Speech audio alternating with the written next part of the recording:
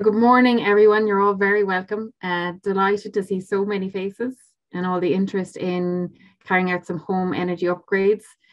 We hope to be able to share lots of information and ideas today, but it's really just a starter, and we're letting you know that we're here if you need any more information or help or advice on it. So please don't hesitate to get in contact with us. As most of you know, we're running a webinar series. There's 6 in all, and this is the second. So last week we looked at preparing your community for a clean energy future. So that was really looking at how sustainable energy communities as a program that SAI are running can help you as a community future-proof your community and move towards a clean energy future. Today is going to be all about improving your home's energy efficiency. And we have 2 speakers. We have Colm O'Mahony from 3CA, and we have Ethel McKenna, who is a homeowner and is generously going to share her experience of carrying out upgrades at home. Next week, we'll be looking at renewable energy options for your community. So I guess between today and next week, we're looking at all the options for you out there in terms of technology and types of upgrades that are there for you to figure out which are a good fit for you. And then our last 3 webinars are really looking at funding it. So on the 22nd of February, we'll be looking at all the grants that are there to fund a certain percentage of it or a portion of the different projects. And then the last 2 will be about how to cover the remaining cost. So there's lots of information going to be made available. Our goal is obviously to give you all that you need to know, as much information as possible to make your decisions and to understand it as best you can. And as I said, let you know that we're here if you have any questions. Each of our presentations will have input from contractors, communities or individuals who have experience in the area. So please spread the word. As I said, this is going to be recorded. So our agenda today is Colm O'Mahony's up next. He's going to talk about all the different home energy upgrade options and grants, the programs and grants. It'll be about 15 minutes and then there'll be Q&A at the end. We'll have a homeowner account of energy upgrades from Ethel McKenna. And again, you'll have an opportunity to ask her some questions at the end in terms of her experience. And then that would be it. That would bring us to our 40 minutes. So just some housekeeping. I just ask that everyone keep your microphones on mute while people are speaking. Switch off your cameras when you're not speaking. And we just ask that you allow the speakers to finish their piece and then you can ask your questions at the end. And what I'll do is if you send your questions in the chat, I'll keep an eye on all the questions that are coming in and I'll ask them of the speakers at when they're finished speaking. Okay. And as I said, we're recording this session. So if you don't want your questions included, just let us know and we'll edit it to remove it. Okay. So the reason that we've put this webinar together is really just to show you the benefits of the home energy upgrades. What they give you is a warmer home, greater comfort. So you're looking at more even temperatures, taking away the hot and the cold spots, increasing the value of your home, increasing your energy security. Obviously, we use mostly oil and gas in this country, which makes us quite dependent on external sources. It's quite a volatile and unpredictable market, but by improving our energy efficiency and use of renewable energy, which we're generating here, it makes us much more energy secure. We're also you can reduce your energy costs by completing this work. You also improve the air quality of your home. So you're creating a healthier home.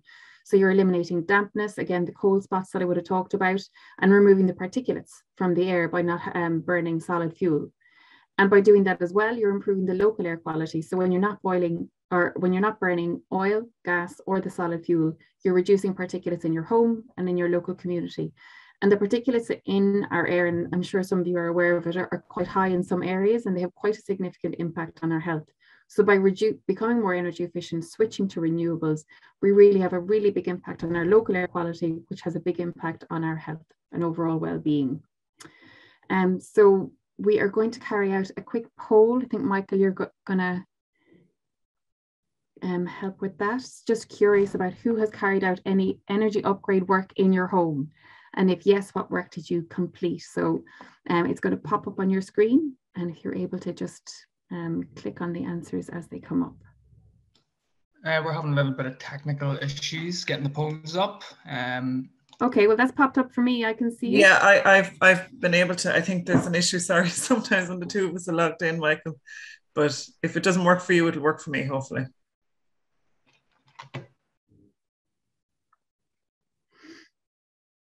I'll just give a minute for that.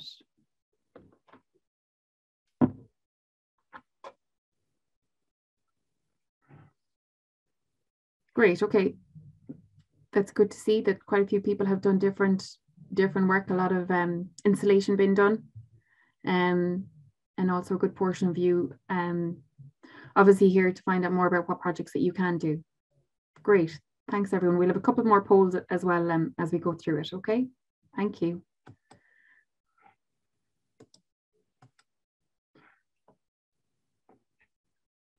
Now, sorry, just trying to share results from that and then stop sharing. Okay.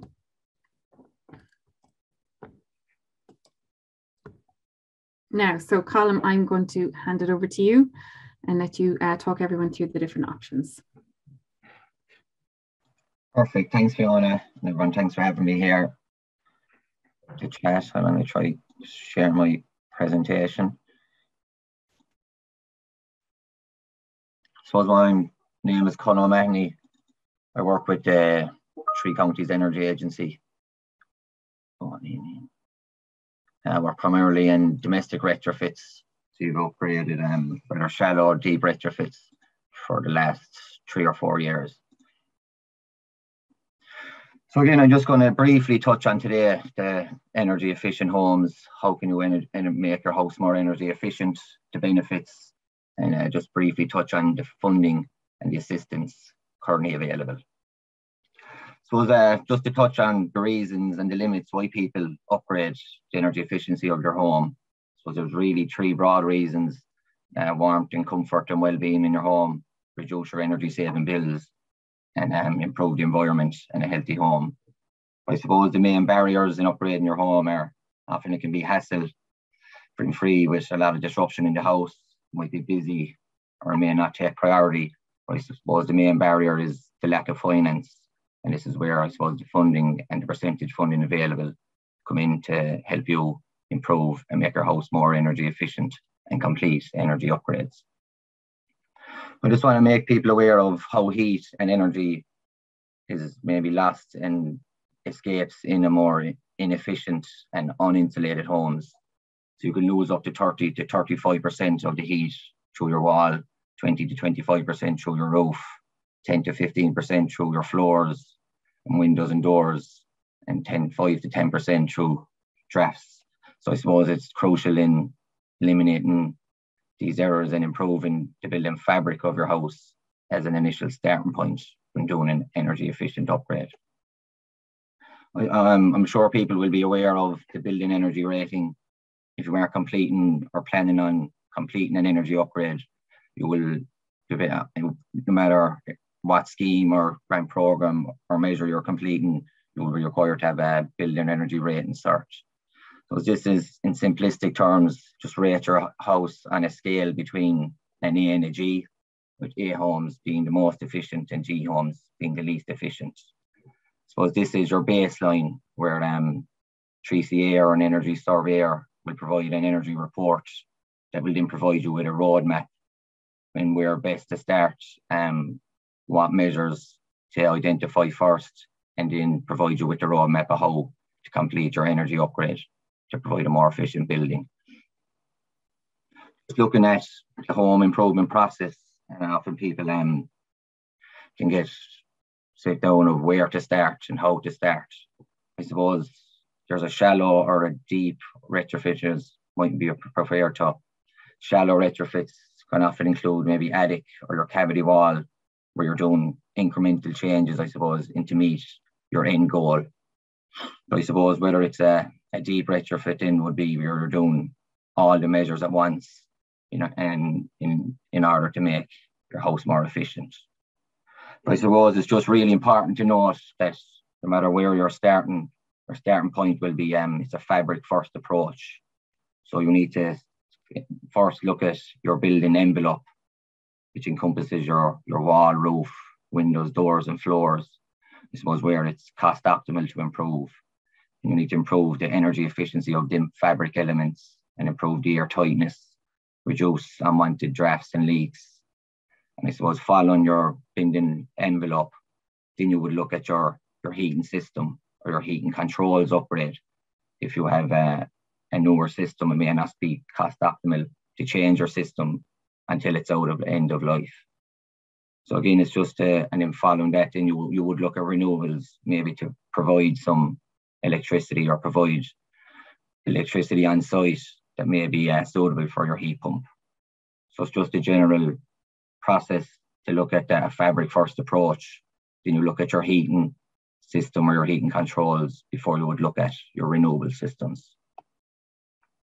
So just to touch on the current grants available, there are many grants available. Again, if you're looking at a shallow retrofit, you could go down there as an individual or standalone grants that a homeowner can apply directly through SEAI.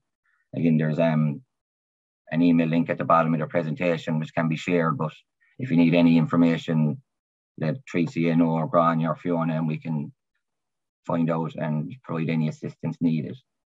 Also, there's the Warmer Homes programme, but again provides shallow retrofits, including, I'll go through shortly, but cavity wall, attic, heating systems for, again, there's different evaluation criteria, which I don't want to go into too much detail. It's in criteria of time and different percentage funding available. Then if we're more looking at a deep retrofit, there's the Communities Energy Grants, which also may be referred to the Better Energies Community Programme, it used to be known as. And this provides up to 35% grant funding based on last year's scheme to provide a deep retrofit where you had to meet a minimum of a B2 and your home had to be constructed prior to 2006. And the similar criteria for the National Housing Retrofit Scheme, which I'm sure there was an announcement yesterday, if anyone, I'm sure you know, and there's guidelines and arrangements being aware today, which I have an actual meeting, a webinar later on about the new home energy upgrade scheme, which based on the times yesterday is providing different and maybe more grant funding than ever before for homeowners to complete energy upgrades. So in order for us to meet our targets. Again, irrespective of the programme, general measures will include attic insulation or roof insulation, insulation top-up, cavity wall insulation, external wall insulation, internal wall insulation. Also, you can look at secondary or shallow measures like legging your jackets, draft-proofing your windows, installing more energy-efficient light bulbs.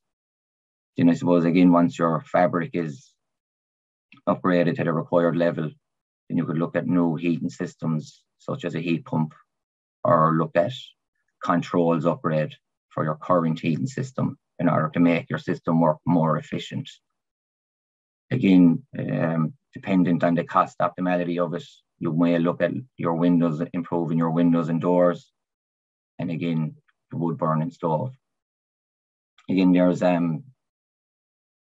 websites there for provides information about all the grants available, and again, you can provide a Q&A afterwards if you have any queries. Again, when looking at a deep retrofit, where a homeowner can often get so it's really bogged down and confused of where to start. There's a lot of different people involved. So I suppose the new home retrofit scheme are looking at one-stop shops, where this is looking to provide a homeowner, I suppose, the service required to complete the whole entire energy upgrade, where you have one point of contact throughout the entire process. So from initial query to sitting and relaxing in your cozy home. So just without going again conscious of time, the process just includes someone, be your assessor or surveyor, calling and assessing your house, providing a roadmap of measures, applying for the grant, I suppose providing project management, and then I suppose one of the major things is providing the quality assurance throughout the work to ensure that I suppose what was proposed is installed to the correct standards. Again, this was the National Housing Retrofit Scheme and the Community Energy Grant Scheme. But based on yesterday's announcement, we've been informed that the percentage funding will increase. But again, it's the similar measures, your attic, your wall, your floor, your fabric upgrades, mechanical and heating, and then renewable systems. Just to touch on yesterday's announcement, we've been informed that there will now be grants available of more than 25,000 for individual homeowners to apply for a deep retrofit of their home to get to a B2. Again, this is based at the state that this should cover half of the costs, or maybe 45 to 50% of the deep retrofit. Again, this is based on a cost of 53,000 of deep retrofit in your home with an average E rating home, which would provide a grant funding of 26,000. Again, it also highlighted that this would reduce your heating bills by as much as 60%, which would, I suppose, release to substantial savings. But just after touching on the programs and why to do it, I suppose it's just as Grania and Fiona have touched on earlier, it's the benefits of a home energy upgrade. I suppose we're used to traditionally sitting in a cold, damp and mouldy house, and it's often, I suppose my mother used to tell me, it's winter, put on a jacket. Well, it seems to be our traditional and our mindset, which we need to, I suppose, get away from. So the main benefits are that you have a more warm, comfortable home with improved health, well-being, improved indoor quality, improved quality of living.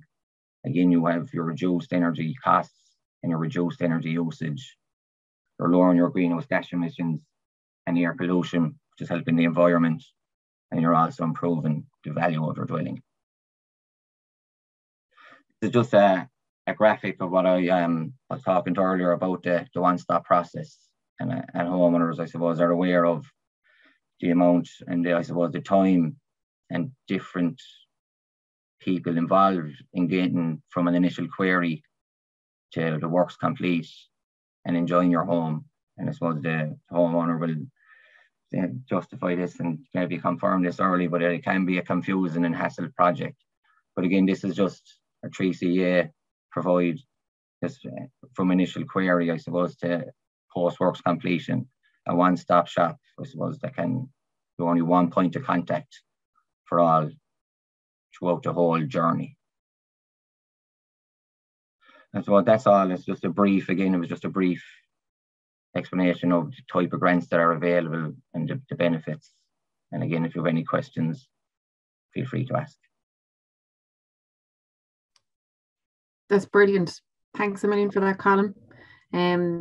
I'm sure, as most people know, anyone who has looked into this or has explored it, it is unfortunately quite a complex area. There's a huge amount to it. Colin has given you kind of a snapshot there, but there are so many different programs and grants and different rules around them.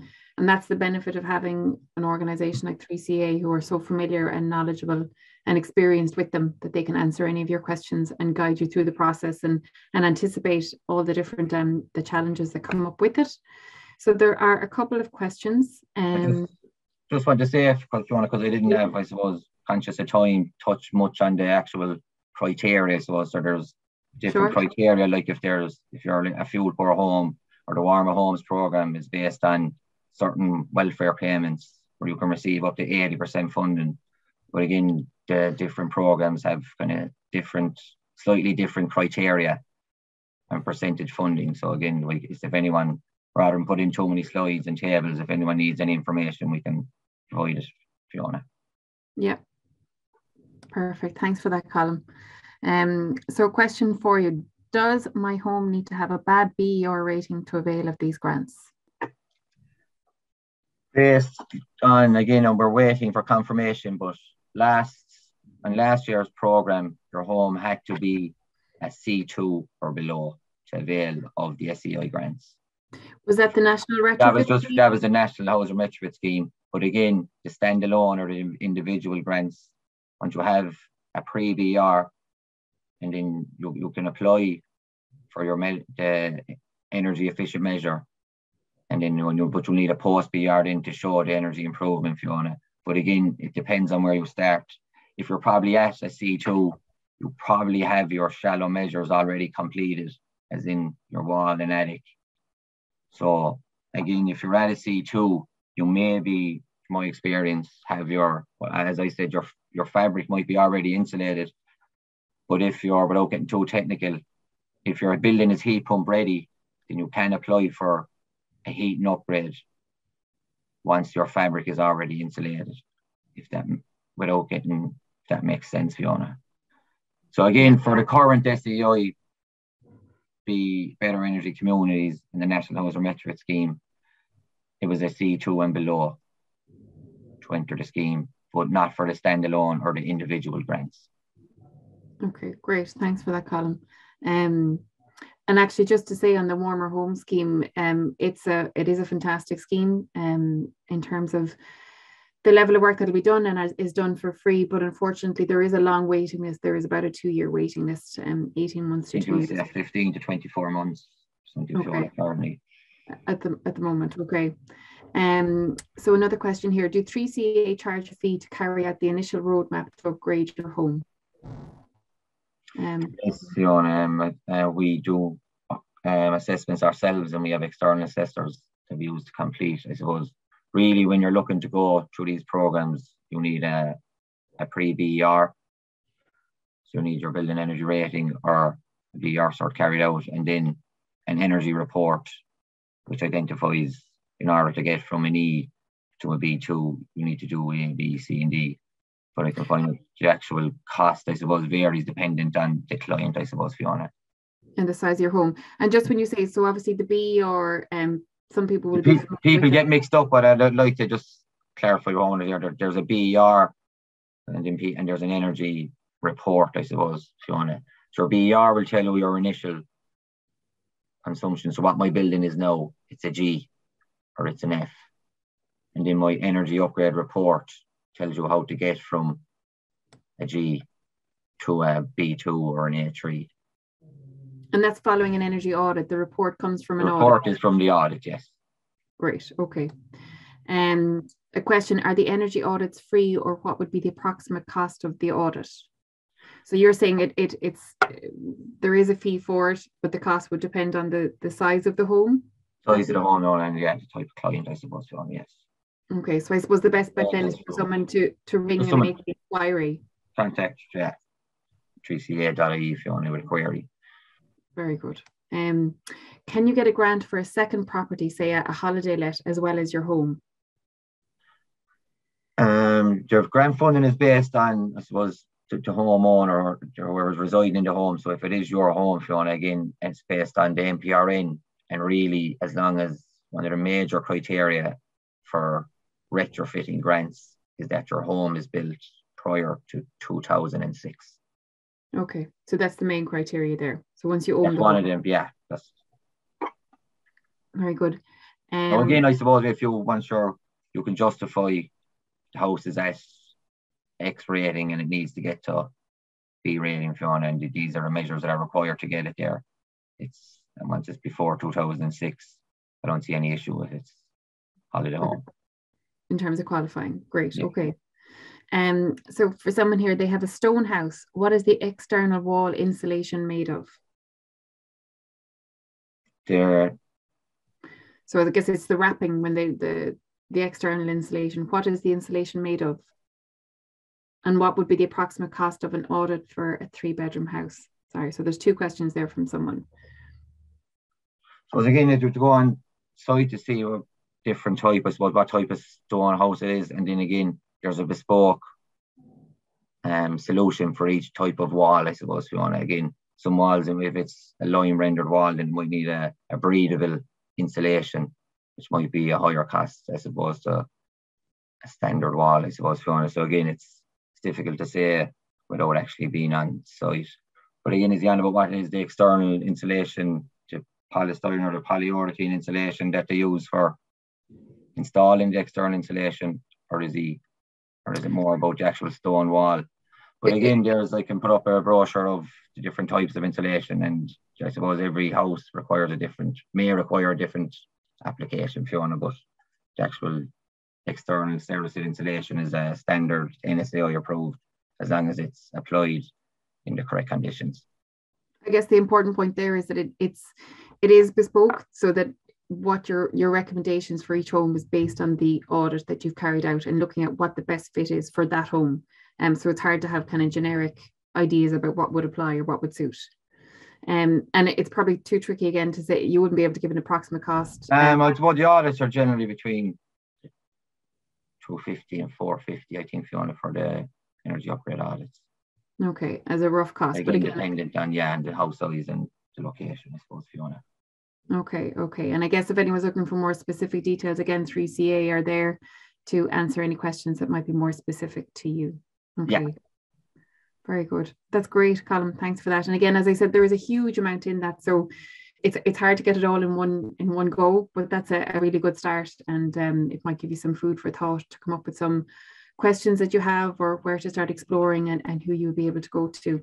Sorry, another question has just popped up just before we move on. Do these grants apply for homes that would technically be small businesses such as B&Bs or agricultural houses? No, it's for them. I suppose these specific grants are for domestic properties, but again, there is commercial and community grants for, I suppose, if it's non-domestic, I suppose, when I work in the domestic sector. But again, if you're creating profit or selling out of the domestic property, then it wouldn't be classed as a domestic upgrade. Okay, and as you said, there are grants there. There are grants for agricultural or SMEs or businesses for similar funding, similar measures available, and similar percentage funding, I suppose. Yeah, and there are specific, but again, there'll be some information online, or give 3CA a call. Okay, great. Well, look, I think we're going to have another poll. I'm just going to share my screen just to bring up my presentation. Michael, do you have the next poll that we're going to? Great, good stuff. So this is really asking, have you availed of a government scheme to do any work in your home? So have you completed energy upgrade works? And if you did, what grants did you avail of? So I'll just give that a couple of minutes.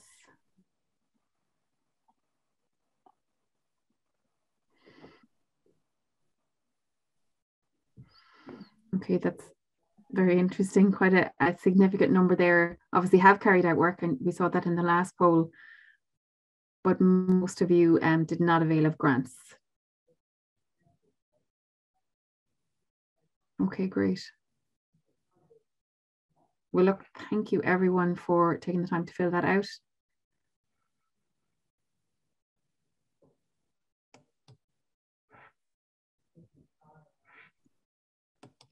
Now, we are going to move on to Ethel McKenna, who has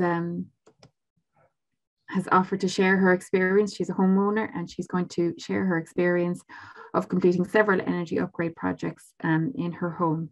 So Ethel, can you hear me? Do you want to put on your screen, your camera, and your my camera is on.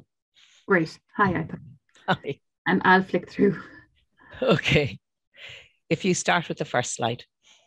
Now, it's just frozen on me there for 1 sec. Now, here we go. Okay, this is my home in County Waterford. I'm part of Clashmore and Kinselbeg SEC. The house is nearly 100 years old, and over the last 30 to 40 years, we have insulated the attic. We have dry lined the internal walls, the external walls. We have dry lined them internally. We've put in double glazed windows. We put in an oil-fired central heating system, and we wrapped the house externally. So what you're looking at is external wrapping around the house. And I have to say it was very good, because it copied completely what the house looked like originally. In 2020, I decided to put up solar panels and to buy an electric car, and to replace the back and front doors, which we hadn't done when we did the windows. Because of COVID and all the rest of it, I got the car before I got the solar panels, because they were delayed. And initially, I had to charge the car out my bedroom window with what they call a granny lead. So here it is when the charger was put in on the gable end of the house, happily charging away. Those are the replacement doors, and they're absolutely beautiful. We didn't put in replacement doors originally because they were too plasticky looking.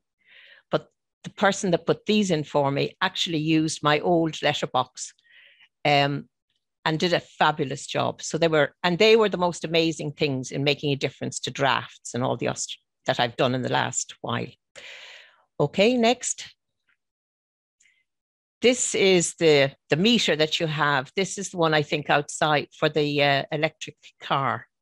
And there's another one in the hot press. And what it does to you is make you realize where the energy is coming from and how much you're using. And when I'm talking to people who want to know, you know, is it worth it and what are the solar panels doing and how do they work? I usually plug in an electric kettle to show them how much energy you're using and how everything switches around, and the power that you're exporting to the grid suddenly comes into the house. And if you turn on the shower on top of that, well, then it really is impressive to them to see how much energy these things take. As a result of staring at this and looking at it and being mesmerized by it, next slide. I bought this beautiful electric kettle when my old one gave up. You can see through it and you can see exactly where one cup of water is. And I reckon I've saved a fortune. So that is sort of in very quick trot, my what I've done over the last 40 years. These are the costs. For the solar PV, there were two bar visits, 16 PV solar panels, etc. The converter, an amazing, magnificent, highly insulated copper cylinder. And that's what it cost. That was the grant. And that's what I ended up paying. If I wanted battery storage, which I would have loved, it would have cost 3,500. I decided that I would buy an electric car instead and use, you know, put a lot of my energy into the battery of the electric car. If money had been no object, I obviously would have put in batteries as well. Next slide. That's the electric car and the charger. The people who put in the PV solar panels, they also put in the Zappi electric car charger for me. I no longer have to trail a lead out the bedroom window and I can just charge it outside. It's very easy. The grant was that. The electric car cost that, and I paid for it because the garage said I could have an interest-free loan. I had some savings and I sold my old car. And when I rang around all the garages looking for a price for an electric car, I didn't realize the price they quoted you was the price after the grant. So if anybody is thinking of ringing around, just be aware of that, the price you get, because you're saying, oh, that's great, I'll take the grant off that. Oh, that's very reasonable. Next. Those are the replacement doors and heating. Now, the back and front door, we should have done 1,000 years ago. The boiler we had was about 30 years old and very, very inefficient. I struggled with putting in an oil-fired boiler because it really isn't the way to go. But when I looked at the cost of putting in a timber boiler or even in my kitchen, and I thought about the cost of the timber and I worked out in relation to oil. Remember, this was 2020. The timber was going to cost me as much. And at this stage in my life, I probably wouldn't want to spend my life lugging in baskets of timber. So very, very reluctantly, I went back to the old oil. Because of the new boiler, I have found it incredibly efficient. And also, you know, I would have bought a fill and a half a year for my oil. I'm only halfway through the first fill at the moment. Now, partly I think that is because the magnificent water cylinder is so well insulated and the power is coming off the roof and heating the water all the time, so that I always have hot water, always. And I've never had that in my life before. So that is wonderful. And I think it's also helping to keep down the cost of my oil. So in summary, that's the amount of money I spent. Obviously, I only own a fifth of the car at the moment. So that's the upfront cost of the car. When I added it up, I was shocked at how much I had spent. But I have to say that I am incredibly happy with the solar panels. You don't need sun for solar panels. You just need good light. And they're really, most days are putting power into my house. So what happens is that the power goes first to anything that's plugged in the house. Then it goes to the water, and then it exports to the grid. So you have to change your way of life, in a sense, in that you need to do your washing. You turn on your washing machine, turn on your dishwasher in the morning, not at night when there isn't any solar power. You have to have a shower in the morning, not a shower at night. I mean, if you want to utilize it most effectively and efficiently. I used to spend €50 a week on petrol in 2020. So I would imagine I would be spending a lot more now. I haven't put petrol into anything since November 2020. So that's a big saving when you think of no petrol. And it does cheer you as you go past the petrol station and see the price. You think, well, that was a good thing to do. I think that's about all I can share with you. Looking back, I mourn the fact that I'm not starting to do this now, because we did it over 40 years, you know, very ad hoc, very what you could afford at the time, most of it not grant aided, but there was no plan to it. There was no idea of starting at A and moving to D. We didn't know where we were going. We just did things as we were able to afford them. Did we do the right things in the right order? Probably not. So I regret that I'm not starting now with my house and having somebody come along and help me work on a plan to upgrade my house. I think you're very lucky if you've got a house and you're starting now. I was thinking about, in my community, there are 20 houses on our road.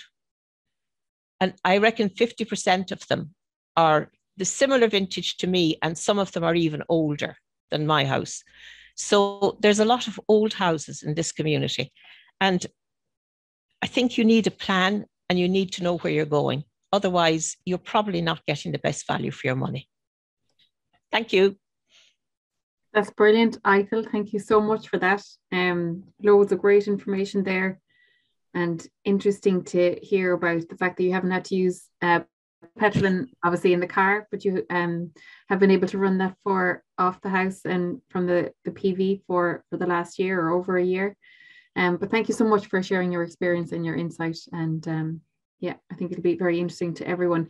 Did you do your windows as well, Eichel? I'm trying to remember. Yes, the windows, we put in double glazing windows because a burglar broke in, and he broke in by just taking the rotten sash window out of one of the bedrooms and climbing in and rummaging through the house. So they needed to be replaced. Now, we didn't do that recently, but they are double glazed. I mean, today you would triple glaze. Okay. Well, look, that's great. And you've a huge number of measures gone in. I'm just going to just double check here now. Yeah, everyone is just commenting on really useful information and advice, and yeah, that's brilliant. And it was very clear and very helpful. I really appreciate you sharing that today with us. Thank you so much. And now we're going to run one more poll. So it's really just trying for us to understand what the biggest barrier is for homeowners in terms of carrying out energy upgrade work on your home. So Michael's going to pop that up now in a second, and we'd ask you to fill it out. And thank you for filling these out as we go. It's really informative to us, and the more we know, the better we can help individuals and communities, which is our goal. And even hearing Eichel's experience in terms of wishing for that guidance, that pathway. Obviously the one-stop shop does offer. But again, we do also, even with the grants, we do appreciate that there is a significant cost to these kind of upgrade works. While they will save money in the long term, in the short term, it is a significant sum of money for people to have to pay. Could I just say that having solar PV, there's absolutely no mess. They're all outside all the time. They come in and out to go into your attic. and there's absolutely no mess. And I have found, to be fair, that most tradespeople, good tradespeople, tidy up after themselves. You know, they don't leave you in a terrible tip. Great. Okay, that is good to know. Thanks, Ethel. Okay, so I think many can participate at this stage. These are obviously people just indicating what the biggest barriers to carrying out works in your home. So the biggest seems to, or the two biggest, are access to finance and confidence in knowing what needs to be done, and delivery. And disruption caused by the works is obviously a concern. Trust in the grant program is the lesser of the four, which is good to know. It's good to know that there is trust in the programs that are out there. Okay, well, look, thank you to everyone for participating in that. And I'm just going to stop sharing that. And I'm just going to double check and see, is there any more questions before we finish up? We are going to have, obviously, the last 3 webinars are going to be all about the financing, because finance obviously came up there as one of the biggest concerns that you have, and we do understand that. So the last 3 webinars, as I said, will be about the funding. So that would be the grants that are available to you, but also how to match fund for you to be able to cover the remaining cost. Excuse me.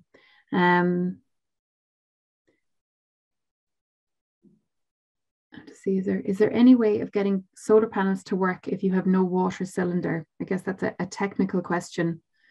And I'm not sure if it's one that, is there anyone in this? Fiona, I'll just, like, when you put in your solar PV, as I was saying, it'll be diverted to anybody or plug loads that are in. So anything that is using electrical energy, the solar panels will be diverted to. Now, ideally, if you don't have any plug loads on at the time, which is Idle was saying she has her washer and her dryer on, then it is diverted to your solar. It's diverted to heat your water. So it can be efficient, but maybe not as efficient, because if you're not using electricity, then you're not diverting it to heat your hot water. So there, at the moment, because now there is a new microgen tariff proposed, but at the moment, you're not getting, you can't sell electricity back to the grid. So if you're not consuming it on site, you're giving it away for free. So really now with a system, I'd imagine, is she's using it for all her plug loads, her washer, dryer, kettle. But if that's not on, then it is being diverted to heat or hot water. So it can still be beneficial, but maybe not as efficient if you are using your hot water. But again, that could be down to behavioural change, Fiona, if you know how much electricity your solar panel is generating, and then you have you put on your appliances, or you match your behavioural consumption to match. But again, you won't be spilling any over to the grid. You won't be using it to top up your hot water. Okay, thanks for that, Colin. And obviously the microgeneration will be coming in place.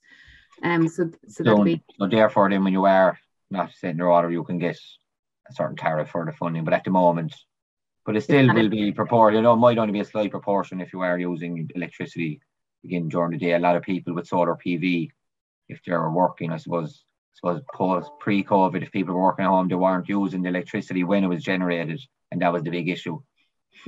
Yeah, and that's the thing with PV. You need to be using it as it's being generated, unless you go for the battery storage, obviously. Yeah.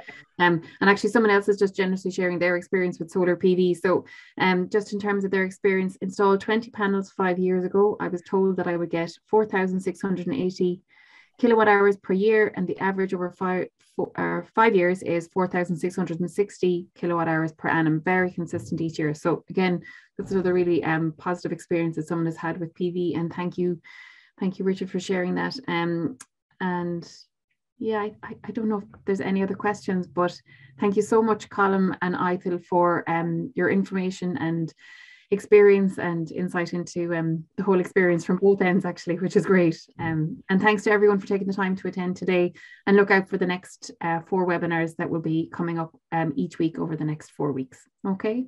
And if you have any questions, you can get in touch. So have a good week, everyone. Thanks very much. Bye. Thanks, Fiona.